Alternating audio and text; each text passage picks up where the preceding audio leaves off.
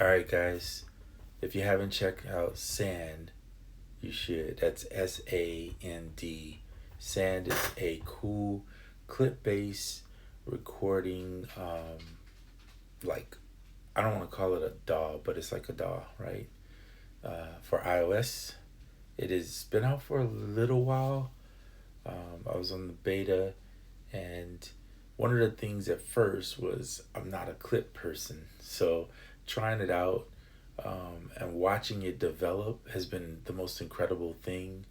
I think it's beyond cool. I'm gonna just show you how I would use it. Of course, some of you guys probably use clip based stuff all the time. I know it's weird. I'm in Ableton. Why do I not use clip based stuff? But it's because I prefer to work in an arrangement linear DAW. That's just my method to the madness. But look at this simple layout here: record, mute, and solo, right? There's your volume and your left right panning. This is your instrument, and this is where your effects and your MIDI controllers go. I say MIDI controllers, but I meant like this, like if you're using Atom. Now, for this particular one, I used, well, I did use Koala to bring it out. I'll talk about that in a minute. But I used Tonality to record these in, and I use it in a slide over mode just because it's easier than keeping all that stuff in here. Is less. All right. So each clip is represented by these little square blocks. Pretty simple to use. Arm the track, press this, press record. Cool thing is you got tap tempo, you have your divisions, you have on and off on the metronome and the volume for the metronome.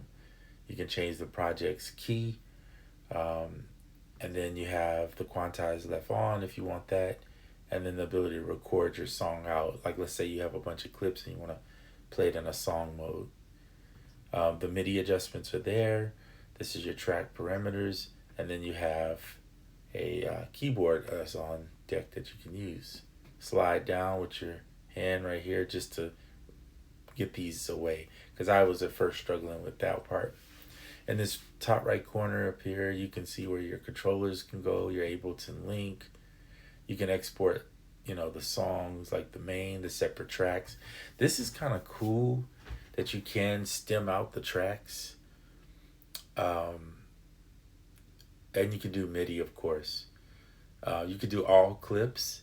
So this is fast. There is a way to do each one individually sitting there, but I just wouldn't even trip on that. And then they added this, which makes it even top notch, which is the Ableton Live set export. So for Ableton users, we got it. You know what I'm saying? That's kind of cool. I do like the export all audio clips. All clips into audio. Let me say that again.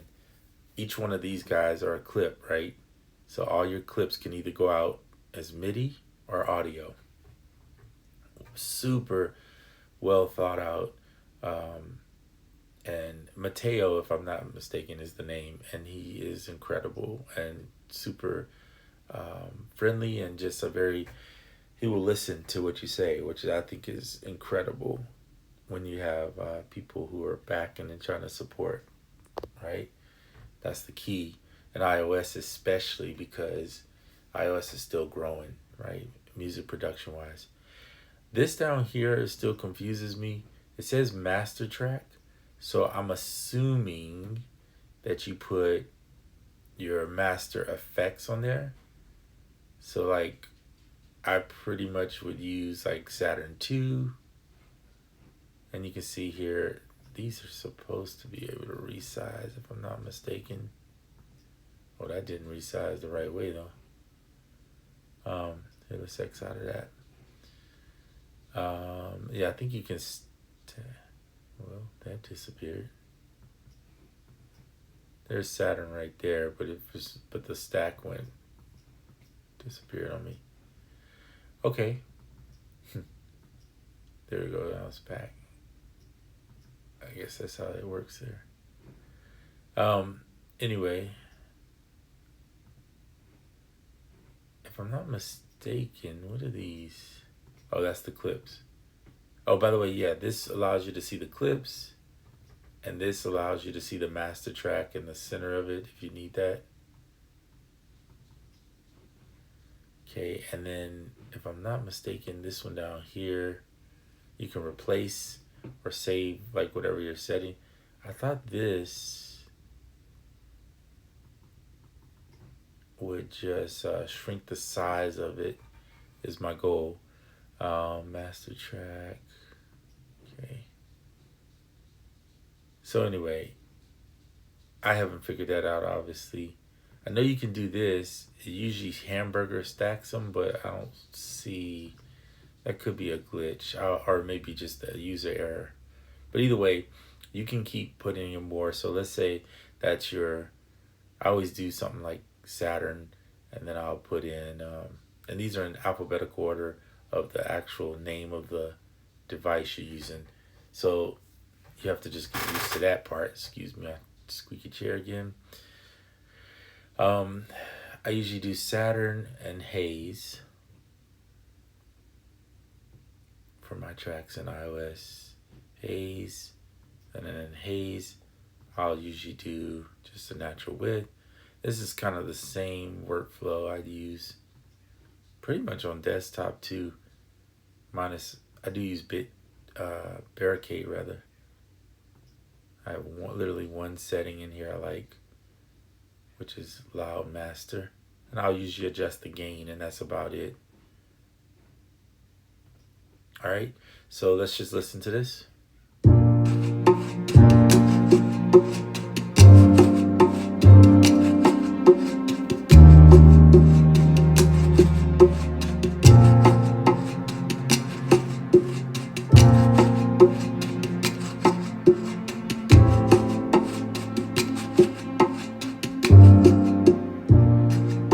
Okay, I accidentally stopped and started again. All right, so there you go. So it's a little simple track, nothing major. I didn't export with any of this attached to it, but I did export. And when I initially did it, I'm right click on my mouse, by the way. I did each individual clip, but that takes forever if you had multiple clips. So I highly suggest go export all clips, audio, and you'll see that it takes it out. All right, and then that said, I dropped them in Koala, and then added my drums in there. Now you could do the drums in here and keep it all together. I didn't for whatever reason, so yeah.